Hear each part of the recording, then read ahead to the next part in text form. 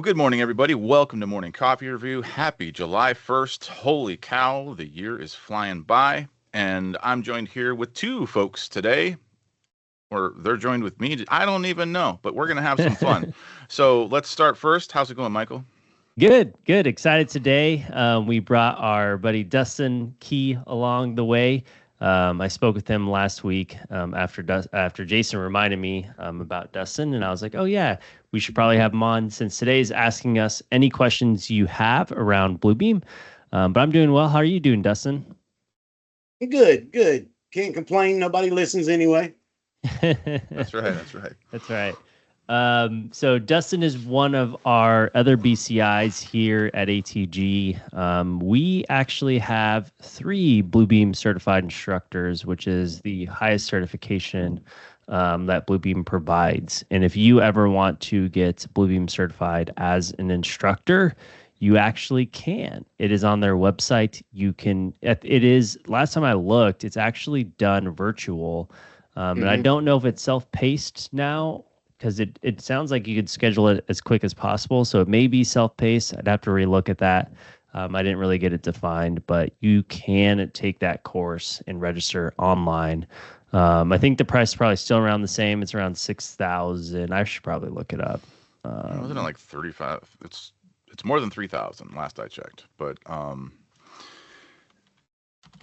it's as we all Google, see who gets right there first.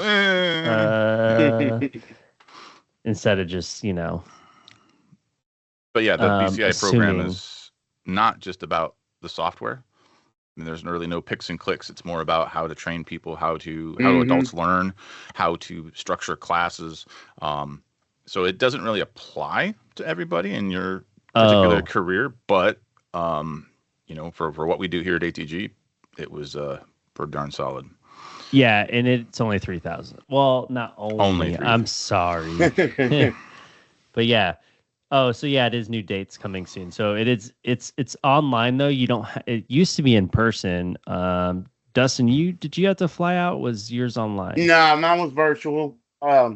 It was over the Teams. Yeah, so ours, I know Jason and mine were in person. So mine was virtual too. What? Was I the only in-person one? Okay. So mine was out in Chicago. I flew out to mine. It was a great program. I actually enjoyed it because I was in Chicago. I think it was my first travel trip here at ATG. It was right after about a month and a half I started. I was asked to be a BCI. But yeah, it's available for 3 hours of class per day now and 3 days. Mine was 2 days in person all day. So they streamlined that process comparison to what I went through, and they revamped the program. And I went through that program recently, the newer program. So the BCI program is out there. There's also the certified professional exam. If you are all attending Unbound, you can actually do this for free. We can also sell you the exam, and we can prepare you via a course for the exam, or you can watch our YouTube video that is preparing you for the exam as well, if you want to go and take the certified professional exam. About that, if you look on the Bluebeam community page, they revised the certified professional exam. So we're going to have to take it when we're at Unbound. They did it like a month ago. So we're going to have to take it ourselves and make a new prep video. So I know some of you folks that are on today have taken that exam before. Maybe you took it at XCon or some other time. It's going to be a little different. So maybe we'll have a little contest or something when we get to Washington, D.C. here pretty soon. We're going to have to book our travel. That's nice. They give you 3 attempts. Oh, dang. So exam objectives, manage documents, customize review interface, navigating PDFs, applying customization and managing markups, calibration and measurements. I don't think there's anything this seems a little, I don't know. I kind of like the other one where you picked your discipline, and then it gave you some specific, you never knew what you were going to get. And Doug mentioned it, like there's less studio in this one, because I remember there was a lot of studio in the other one. But yeah, because of the ones that we selected, probably, right? Yeah. Because you would select your discipline, remember? So since I'm assuming because of what we did. Right. Yeah. 90 minutes for 40 questions. Like, come on now. So that's pretty cool. I mean, they got a whole study guide and everything. So for those who do professional development or work, or you want some sort of measurable thing where you can go to your boss and say, hey, look what I did. This would be a good one to do, especially if you are already planning to go to Unbound. But I think the test is only like $100. So it's worth it to study up and add it to your resume. Oh, these are some sample questions. How can you toggle between one full page and scrolling page modes? Ooh. Okay, well, let's kick that off. So let's go backwards. We're going to go backwards today. The reason we got the three of us, all three BCIs, is today is we're going to. See, now you scroll to the answers. I didn't look at it quick enough. So we'll just go here. This is ask a question for all of us. So Dustin, Michael, and myself are the Bluebeam folks over here at ATG. So if you've got a particular question or challenge for us, throw it out there. But some of these are a little tough. So how do you toggle between? You're gonna test these out? I think it's control. Yeah. So when you hold control, because you can see the icon changes. This is one of the they have a Bluebeam certified training course that we teach as BCIs. That's one of the main, there's two main reasons. So in order for us to be one of the highest tiers of resellers for Bluebeam, we're required to have a certain amount of Bluebeam certified instructors on staff. That's just part of the requirement. And the reason why you also do it is to teach the Bluebeam certified training course, which is a great course. But most folks that come to us for training want customized training. So in my 6 years of being here, I've never taught it. And I don't think Dustin has, Jason has. But yeah, the control button here, this is actually part of that BCT course for single page, or it does the opposite of what this does down here. So whatever your default is, by default, just so everyone's aware, Revu knows his page sizes. So if it's not an 8.5 by 11, it's going to go to one full page versus scrolling pages. All right, the next question is, you are customizing a review profile for your team to ensure consistency, tools, and settings. Which of the following items can you save to a profile? Select 3 answers. Panels, tool sets, and toolbars. Yes, that is 100% correct. Stamps, you can save a default folder, but it's not to the profile either. So it's like the stamps, you go here, then you go to stamps. You can manage that folder, import and export that folder out. Yeah, so this would basically allow these stamps to live here. Cool. What is the difference between a call out and a text? Call out has an arrow. Wait, is there any answers here? Call out has leader lines. It already has a leader. Yeah. See. You are working. Box can have leader lines. Yeah, it can have a leader on it, but you have to go through 2 steps to get there. I personally love the call out worse. I use call out more than a text box unless I'm just typing text. Yep. Like if because most of the time you're going to attach a leader to point to something anyway. Yeah. You don't want to have to select it and then right click. Yeah. Wasted movement, waste time. Next one is, you are working on a PDF document in Revu, want to save a frequently used markup for future use. How would you add this markup to a tool set? You right click on the markup and add the tool chest. Mm-hmm. You don't save it as default, but it's asking you to set it as a tool set, but that's okay. So yes, number 1 is C. It's not hold. What's a toggle between? It's not the hotkey. It's the sync. Wait, that's not right. Wait, hold up. Go back up. How do you toggle between Full one page full and page and scrolling page. while navigating? Control is correct. Control's correct. Split your Yeah, screen control's has correct. nothing to do. Yeah, That's syncing not a your toggle. screen is. Yeah, sync is not the correct answer. Yeah. So they have it wrong on their own website. Okay. There you go. Don't trust everything you see. Challenge authority. Bluebeam setting you guys up for failure. How can you toggle between one full page and scrolling page modes while navigating? Sync your screen. That's for split screen. That's for you got to have two views open at the same time to use that tool. Yeah. Everything I know is a lie. Hang on. Okay. So did we get everything else right? B, C, D, correct. C was this one, correct. We got that right. And then, yep, that one was right. So number 1, unless we're wrong, I guess maybe some clarification on the quiz questions. So, yeah. Let's call Scott in here right now. We'll have to see who manages that for them as well. We're actually, well, not we. Matt is creating a Revit training course, and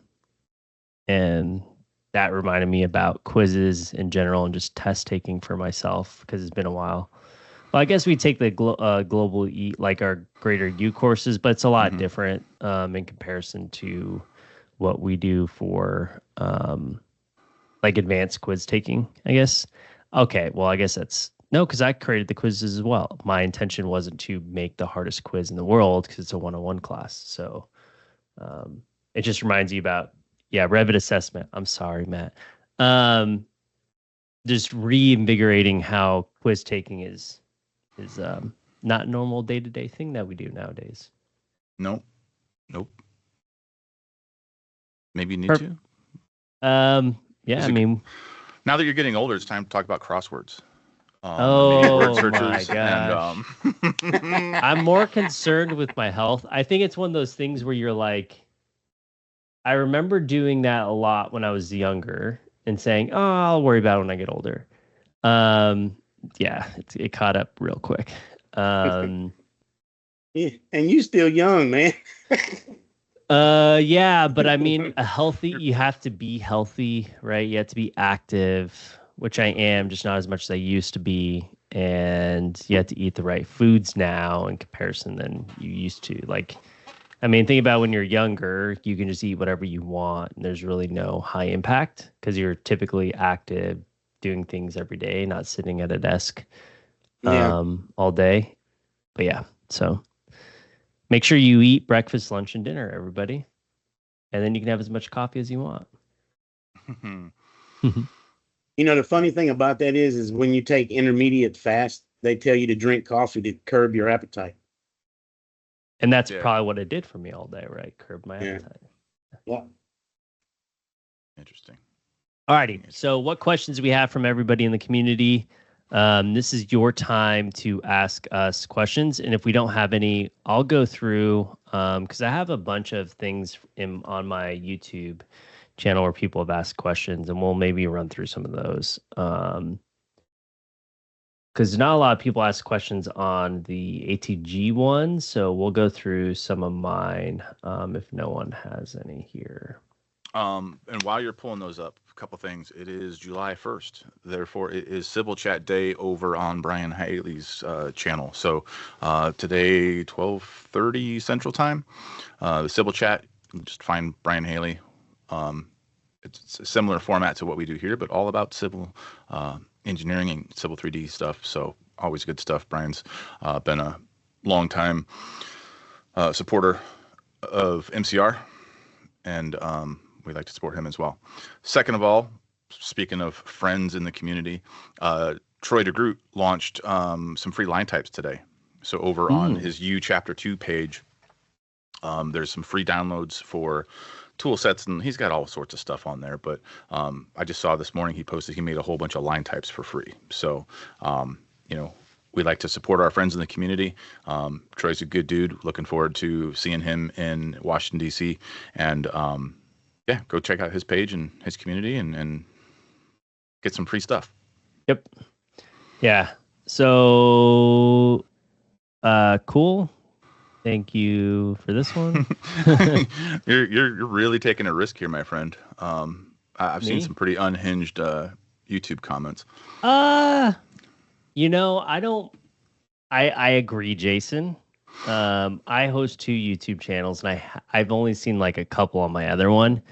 I haven't seen many in here, so yes, I do agree. People have some keyboard warrior mentality. Okay. I'm confused about the wall face area. How does deduction in the doors and windows in a wall area? So I did estimating one recently. How do you deduct? So you can deduct spaces. Can you from an area? I forget. Because you could do like an opening. You can do a cutout, but you can do a cutout, but you the thing about a cutout is it doesn't define the space in the wall that encompasses the door. They're asking for wall area calculation. Can you remove the area accommodated for the door in that particular wall? It would have to be an elevation. It'd be a 3D type of thing. Yeah. Because essentially they're probably doing drywall, and you can do a wall depth here. Right. By the distance set here, but you wouldn't be able to account for that height of the door. The depth of the door, or the height of the door, correct? The height of the door, yeah. Height and width of the door, unless it was an elevation. So that kind of answers that question. I'm not going to reply right now to these, but yeah, basically you wouldn't be able to unless you were in an elevation view. So for an electrical contractor, you can create could you create a labor unit or cost per each item, or I tell you how to create a custom column here, but per 100 feet of conduit. And I think we've covered this like years ago, where doing a formula that would break the measurement divided by 100, and then we'd know like how many units. So if it's like that's good. Like 100 feet of hose, or 100 feet of conduit, or 100 feet of wire, like whatever. That way when you go to the store, I got to buy 5 spools of whatever. Yeah, because it's labor unit and cost per each item. Because you're saying I'm going to buy 100 feet of conduit, and they come in 100 packs. So all you would need to do is we'll create one like that. So we'll just do Polyline for this example, and we'll make sure we get enough distance. You would just do that distance here. You can automatically have that. So if we already set a cost of, $20 a foot, but that's not what we want, right? What we want is we want to go to our custom columns, manage columns, and what Jason was saying is add a new column, which you would divide. What would be 100? It would be a unit. So we'd make a numerical one, and we'd type unit. Numerical, perfect, and that would be that one, and then we divide the next one by number of units, and this would be a numerical formula, and then we do measurement divided by unit. Or would you do length? No, you wouldn't do measurement by unit. So if you wanted to know 100 divided by 100, that would give you the number of units. Okay, so we need to do unit divided by measurement. There's 2 units, so I'm assuming one is my custom and one's the other one. Yeah, measurement just means that you're going to get all the measurements versus the specific length. So, it's because I need to modify unit 1.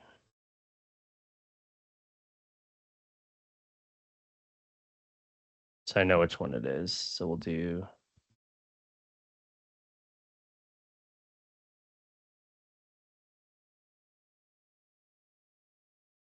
Yeah, it's this one. divided by measurement.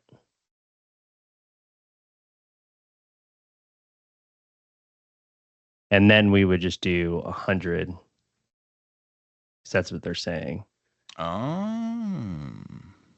But it gives me 0.2. Maybe it needs to be because it's right feet. Measurement. Yeah. That should be 5 point something. Well, it's relative to the cost. So it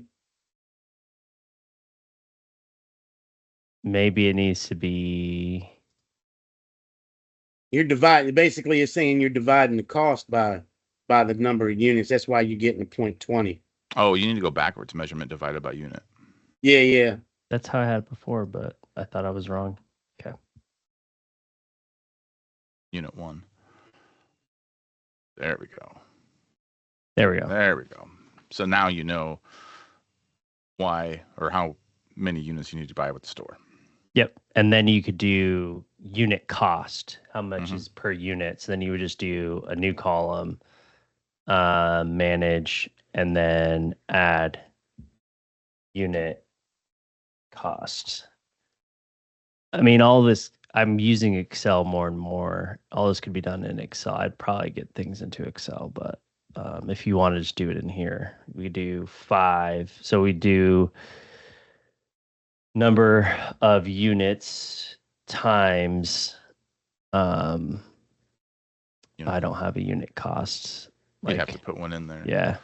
But you could you know how to do that. Okay, I'll just do it because I don't want to say you know how to do it because I need to be able to do everything for you. So cost per unit. And then we'll do numerical currency perfect, and then we'll add a new one, and then this is a long expression. That's fine. We got the time. We'll do sorry, you go. I'm just gonna speak out loud. Doug says you can use round in Revu, but not sure about round up. I don't know that I've ever used the rounding function in Revu, so let's explore.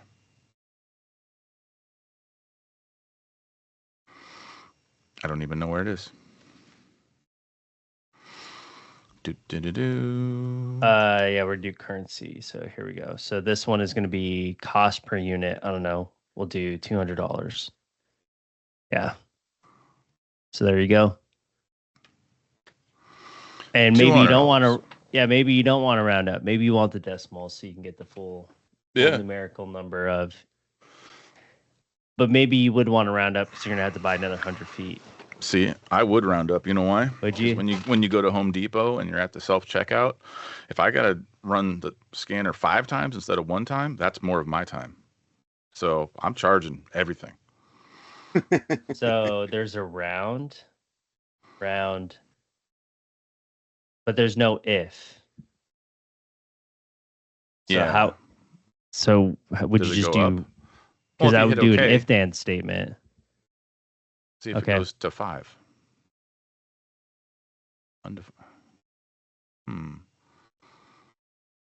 Oh. You would round the result, wouldn't you? So you put round before the line that you want to show the result. So you say round this line. We're gonna have the equation do that and then round total. Nope. Okay. Because typically you would do this and then it would hit this round. I don't know. I saw a thumbs up. So someone saying that Dustin's right. I've got no dog in this fight. So yeah, round statement first. If it works like Excel, Doug says it, then Doug knows more about Excel than Microsoft does. There we go. Yeah, it went down. Okay. So that's not what I would want to do in an estimating world. I'd want to have a little bit more to it, I suppose. Call the architect, tell him to shrink the room down a little bit. Man, you're messing with my equations here. We'll fix it in the field. There you go. Round +1, maybe? No, that wouldn't work. Yeah. Yeah, because you would want to round it up, not down. Yep.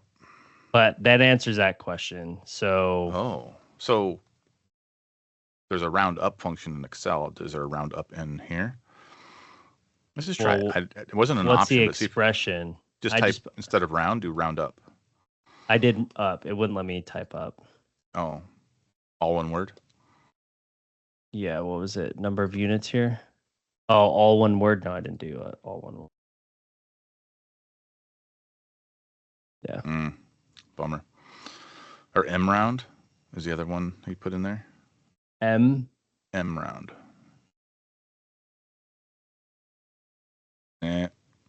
Denied. We tried. Thanks, Doug. I mean, round's not bad. So I thought, Dustin, when you said make the round at the beginning, I thought round could happen at any end of the expression because you're just rounding the units. No, it has to be specific to what you want to round. So you have to kind of tell it where you want it to round to. Okay. Maybe I'm so used to Revit where equations happen. Yeah, the equations are different in Revit for sure. Perfect. That was that question. And again, if you're listening in now, you can feel free to ask any questions that you have. But let's go on. So next one is going to be, so we did that one. Easy. Took a lot of work, but it worked. You could have got there quicker, but you did it the right way and a little bit more detailed, which is as you should do it. Okay. How do you personalize and save those into a custom tool set? Well, we just talked about that, right? So this is in that video I just showed you how to make the cost column, which again doesn't save to a custom tool set because those are meant to save to the profile. So as you can see here, whenever you create a custom custom column, thank you. Custom column, you save it automatically to the PDF, but it doesn't save to the profile. So if this button isn't selected, you won't be able to save it to the profile. In order to save custom markups to the tool set, that was one of the quiz questions. You can select a markup, right click, and add them to the tool sets that you want. So nope, I still haven't updated for those folks that are wondering. So I am still on the older one. Me too. There you go. There's a new thing, though, where you can change the numbers, Dustin, apparently, from your My Tools hotkeys to any tool set you want. I saw that. Yeah. And it intrigued me, and I was like, I don't know if I want to do it just yet. Yeah. I always let Jason update first. Yeah, it works fine for me, but it did. I did have bugs the first day, but I didn't do an update, and I don't know how it fixed, but yeah. Next one is, how do you change the boxes? How do you change the color of boxes and checks separately? Can you size? Okay, so this is a custom stamp that I did off. Yeah, so when I place the stamp, part of the stamp is getting cut off. So whenever you customize stamps, and this one was the JavaScript one. So even in here, the question, the question was, can you change data here? By all means, you can. So if you want to, you can select any of the information and change whatever colors you want to so that it looks more the way you want it to. Now, the other question was, hey, I added some stuff probably in the no man's land over here. And I need it to show up. Cool. So this blue area is the actual size of the stamp. If you wanted to resize the stamp, you can drag it.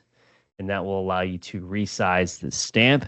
And anything you place in this area will not get cut off when you place the stamp. So this is the extent of the stamp itself. And then again, you can change whatever you need to color-wise. If it adds check boxes, you can change the style of text. You just have to enable the forms portion, which is right here. And any of the properties of these specific ones. This is just text, but you can modify any other properties you need to. And for ones that have a checkbox, which I don't have open right now, you can change the item of those checkboxes. And again, you can keep everything that has here and just reconfigure it, right? Move these checkboxes around. You're not really modifying the JavaScript window, which I've done in the past for everyone here as well, which is just going again to your forms, and then you have your JavaScript window, and it's modifying this builder code here. If you wanted to modify and add some variables into here, we've done this all together. I was going to do this at XCon, but didn't get accepted. So there will be another course, though. I know that someone else is teaching it. I think it's... You were going to teach JavaScript at Unbound when Liz is going to be there? That's like, man, I don't know. There's some sports analogy. Like, I'm going to go up for a free throw contest against Jordan. Like, no thanks. That's a power move, as Sheldon said. That's how legends are made. I believe in you, though. I believe in you. Think about LeBron. I try not to. I'm not so. I can't even talk smack. But yeah, so there will be classes if you guys are going to Unbound that will be teaching it. And I don't have the stress of creating a class, so it's good.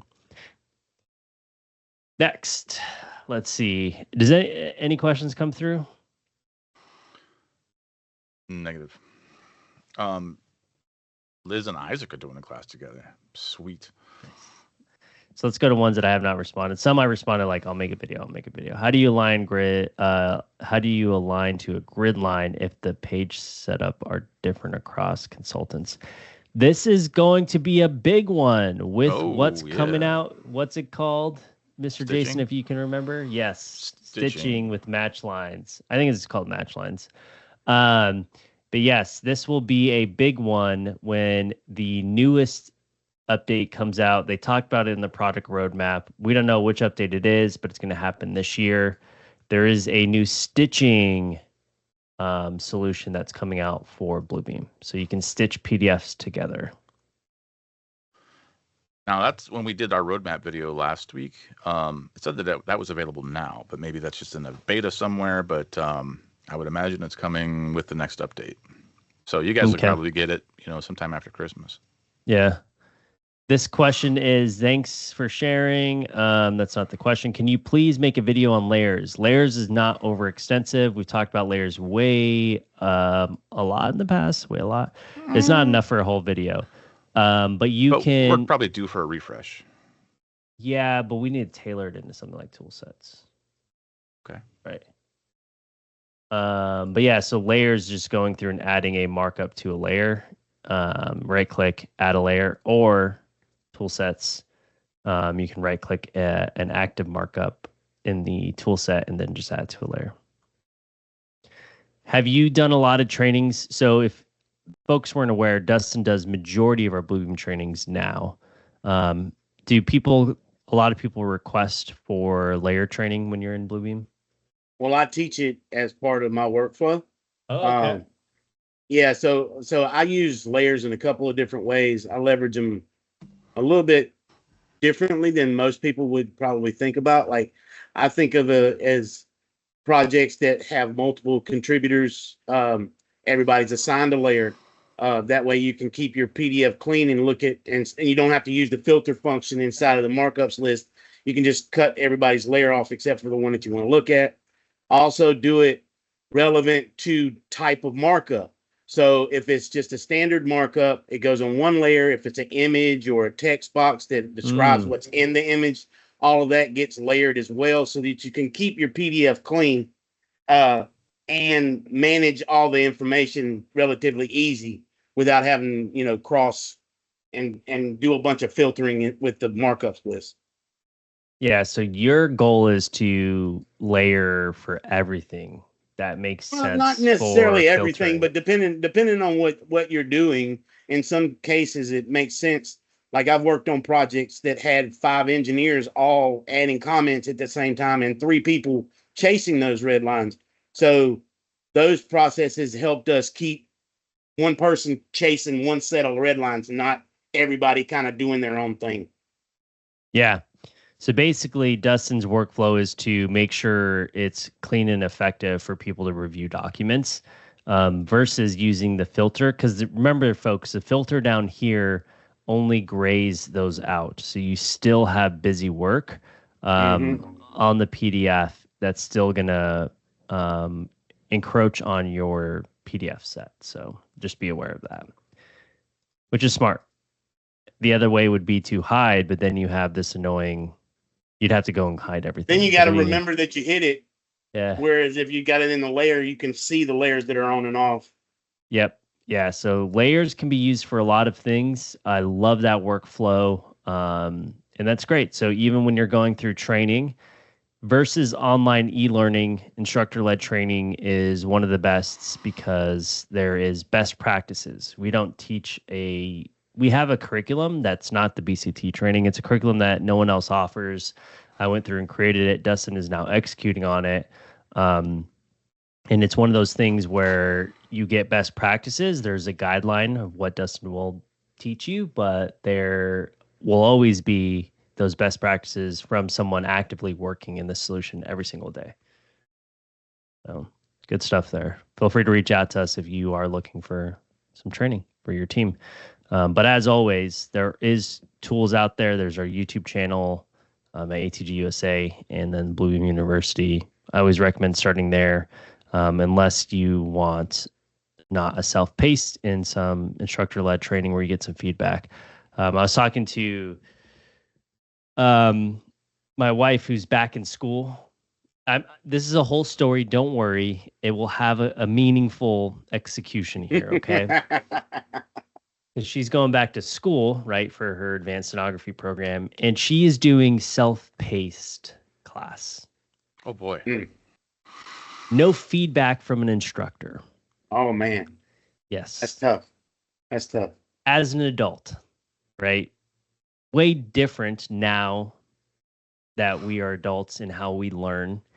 And having that conversation with her and how...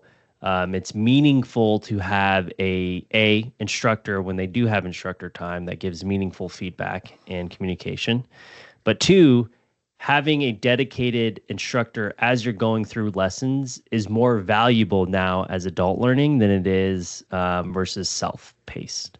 Now, don't get me wrong. There are those folks that are out there that can do self-paced and gain knowledge from it. But I will say the vast majority of adults benefit from instructor-led training with reinforcement and question answering during that and what we call best practices, right? Things that resonate for your current workflow that make things click versus this is how you do it, more of this is how it's applied to our workflow as we're going through. So that was a good wrap, right? Went full circle. Yeah. Cool. Any questions pop up, Jason?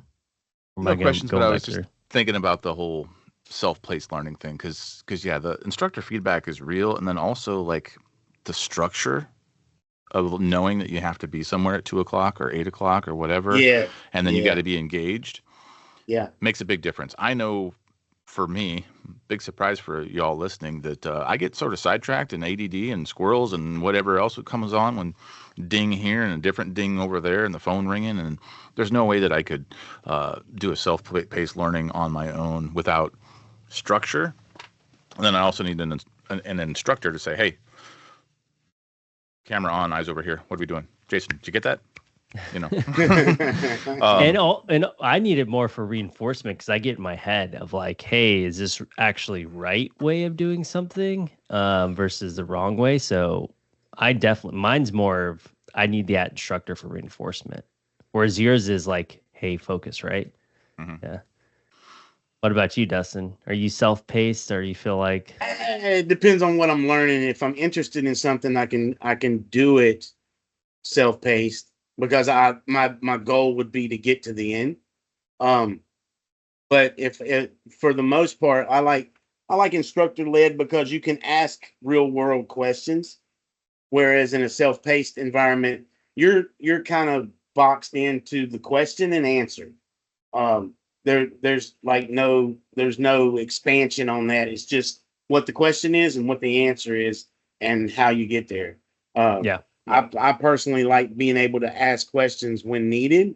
Some things are self-evident, but you know, I like interaction, especially when I'm teaching the class. I like to have an interactive group that's being responsive and asking questions, because what that lets me know is that they're engaged in the training, they want to learn, and they're actually paying attention. Whereas in some cases, I know you guys probably been a part of this, where you teach 2 hours and you get 0 questions.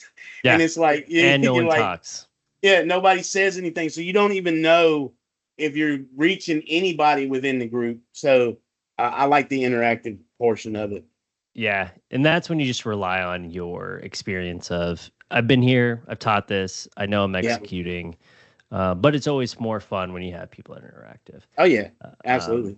That's why when I always try to attend a class, to be interactive but not overpowering, because I used to be that way, where I'd be like, hey, this that. Yeah. But yeah, I do agree. The world is changing as we move on in understanding of evolution of adult learning, and it's definitely not the way it used to be, especially from an attention span where you're trying to gain a lot of knowledge in a short period of time. So yeah. Perfect. We live in a society of immediate gratification too. So yeah, because I was thinking, I mean, there's going to be a generation where there's going to be another evolution of adult learning, right? And I don't think it's going to be 2-hour classes. It will probably be short spurts of 30-minute classes, but it will be live. Yeah. Because even look at AU this year; they're doing 20-minute classes. Yeah. When you think about how many people even show up late, that's a 10-minute class. Yeah. Yeah, no joke. By the time they get to the subject, it's going to be time for the class to be over. Yeah. Any questions? Never mind. See ya. But that's what people probably want too, right? I just need to know, cut out all the. I think that's indicative of how people consume their information these days in short bursts. Yep. Facebook Reels and all the other short YouTube shorts and all the just give me the content and take the fluff away. Because my attention spans human attention spans are all sorts of jacked, but that's a whole other conversation. Yeah, short bursts. That's why a lot of people do like long form video like this on YouTube, and then they'll cut things into shorts for people to consume the small bits and pieces through there. So perfect. So next up.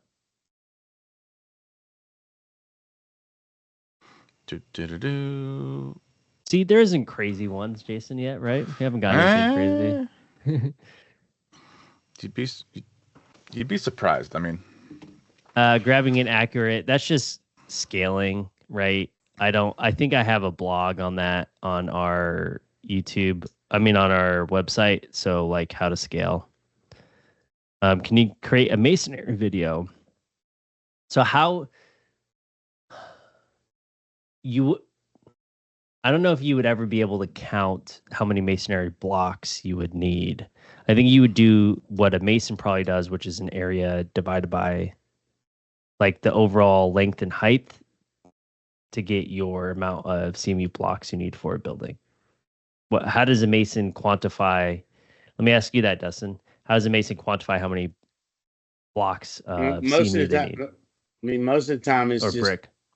Square footage divided by a number, and that number it calculates half the distance of the grout in all directions, so that you get like a dimensional number, so that it accounts for the entire area, and it doesn't have, it allows for the grout, so you can get your grout calculations off of that too. So you get the amount of bricks or CMU you need plus grout. Yeah. And you get extra. You always get extra. So they probably They probably have a better number. So you would just need to know the area. So for that question would be square footage, right? So you'd be able to get that distance. And you need to do it. You need to do it in elevation. You wouldn't be able to. Well, I guess you could do it. if you encompass just the wall and add volume, but then that's going to give you a bad number unless you just take the distance of the brick or the block in question. Yeah, so it'd be better to have an elevation of that distance. Yeah.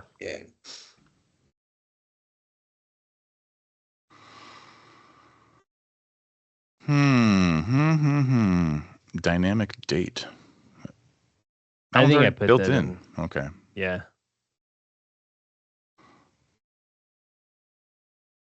Yeah, so there is a polyline sketch to scale. That's right here.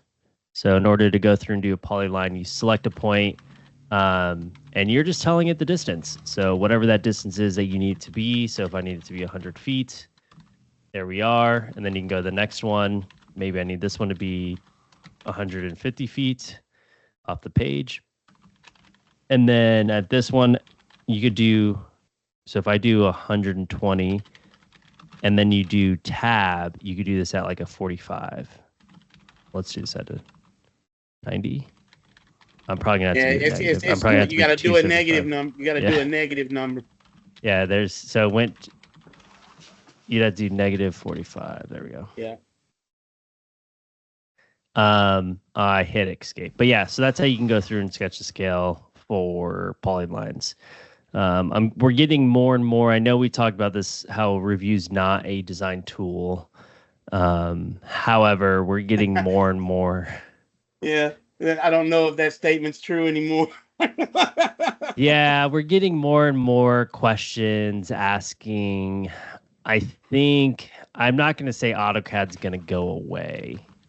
And I'm not saying AutoCAD's never. We've talked about this before. I know. It's the biggest product. Go away. It'll always have a purpose. Yes, but I'm saying in terms of like a tech stack, am I going to pay $1,000? This Bluebeam was never meant and still isn't meant to be competitive against AutoCAD. However, it's not supposed to be used as a design software. It's supposed to be used as a collaboration tool. However, you can do so much with it. That what's the point? Yeah. What's the point of bringing this into a design tool when I can do a lot of my stuff? Yeah. If I took the time to just create a detail, like I even have some structural details that aren't at the right scale here, but right, I can come into here and just place them in. Yeah. If you were like a interior designer or event planner, where you have, like we've done before, where you have the floor plan of your event center and you're moving tables and chairs around, this tool would be amazing for that. Yeah. Well, I created a tool set probably 6 or 8 months ago for a company that does 100% of their design in Bluebeam. Yeah. I know we've done things like that before, where they do all their design in Bluebeam, or they do a lot of their stuff. Like and the fact that we can still talk about this stuff 4+ years later, once a week, tells you it's pretty darn flexible. Exactly. I can't believe it's been 4 years. Yeah. Yeah. D&D maps, that counts, right? Yeah. Yeah, the possibilities are endless. Again, it just comes back to this tool has evolved to service a lot of the industry around portable document formats. So the good thing about the tools is that if you have a document and you need to create, something inside of an architect sends you a PDF and you need to add design elements like you're adding in there, you can take screenshots and use them as tools and use them over and over again of those components, and just save them as tool set. You don't have to go through the painstaking of going through and changing and line work and doing all the drawing them all off, except for, in some cases you might have to, but most of that stuff scales up pretty good. Yep. It scales up pretty good. I think I always come back to this and I always forget the difference between making it as a line work versus a snapshot. Right. And I always forget what the reason is. But there's one specific reason, but it was obviously not so impactful to my mind that I still don't remember it every time I bring it up. But yeah, coming back full circle again, you can do a lot on PDFs, and the comparativeness to review is portable document formats, right? If you're looking for specific line work and those types of things in that nature, you're going to use AutoCAD, right? And you're starting something from scratch. But if you have a base, you can do a lot with review as well. Yeah. Where it doesn't encroach that design tool mentality is when you're using like lines, because you're not going to have a set distance to know where to go to, right? Mm-hmm. I'm not typing in this is 10 foot, knowing that it's you can't drive the dimension. Yeah. Like the one thing that irks me about when you use an angle and you dimension an angle is that you have to drag it and guess.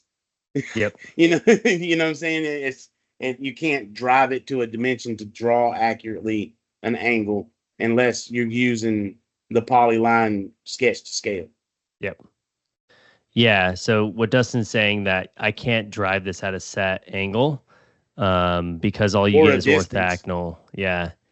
You only get these. So like if it need to be something outside of this distance, an angle, you're not getting it. So that's where I think they should never change this, because then it would be encroaching in that mentality. So I understand why they limit it.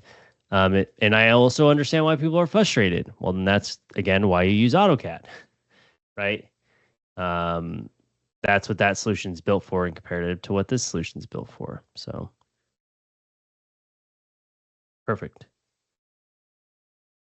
Any other things, Dustin? What is what is one of the most typical questions someone asks you in a class that you feel like is repetitive in each class? It's mostly to do with markup, list manipulation, and filter function, and the ability to extract data, and even more recently, when if someone designs in Revit and they bring in and they export a PDF and they have rooms that have occupancy ratings and floor types and trim packages all attached to those rooms, that information comes in to Revit and creates a space for that same room area. And that's what they wanted to know about, how to use that in the markups list and filter those things out and be able to extract data from embedded data coming from the design software. Yeah. So what Dustin's talking about is rooms to spaces from Revit into Revu, and all of that. We've done that before, where you're using the add-in to create your PDFs, which helps with. I would always create a set like that to help with punch workflows, right? So, and even from like, I'm just thinking from an interior designer, you can tell how many things are in a specific space, right? Yep. So like how many furniture items are in this specific room in this specific space. So the possibilities are endless, and that's great. I mean, again, and you love when people ask those types of things, because that means they're attentive, they're gaining some knowledge, and back to being an instructor. Those are the best parts as being an instructor. People asking you questions is actually a benefit to those instructors, in my opinion, for me at least, because it means things are clicking for you and you're thinking of possibilities. Well, not only that, but it gets you out of the repetitiveness rut of the instruction, because I try to start all my trainings similarly, and then I veer where they need to go along the way. So it's more beneficial for me to get the information to the client that's asking for that information if they ask questions specific to what their needs are. That way I can move the direction of the training toward that way of thinking or that workflow. Yeah, it's the weave and flow of instructors. Yeah. It's essentially storytelling at its definition. Yeah. Yeah. That way you're keeping people engaged and helping them retain that information. Perfect. What about you, Jason? I don't know. I think statuses still comes up so often because it's confusing. I love teaching statuses. It's I go way in the weeds. I colorize them. I I customize them so that when you change them, you don't have to worry about using the filter. I change it. You got red lines, you got yellow lines, and you got green lines for different acceptances. And it's really easy at a glance. You can just open the PDF and know what's been taken care of and know what hasn't been, or where there's still questions. Makes life a lot easier at a glance. I'm all about simplicity. A lot of that comes from me running restaurants, and I don't like wasted movement. Every time you go like this and move left to right, you're wasting time. So I set my environment up in Revu to allow me to maximize where my mouse is on the screen. Yeah. So it's just I find it ironic that that the two industries kind of overlap with the same kind of mentality. Yeah. And statuses, it took us forever to learn them for studio. So there is a workflow, right? Yeah. Just save them to your profile, and whoever's uploading the PDF into that studio session needs to do it. Or you can always just on the cover sheet, just put 4 or 5 markups and apply statuses to it, and then upload it, and it doesn't have to be part of the profile. Yeah, that also works. It just there should be a couple people that create sessions for the company. But if that's not the case, then and that could be a license thing too, right? People could have core, and but everyone needs to have core if you're in a design. I think so role. too. Yeah. Unless your only thing that you're doing all day is chasing red lines, you need to have core. Yeah. Yeah. Or if you're an admin, right? Yeah. Yeah. The main reason why they created basic was for folks that were admins. Yeah.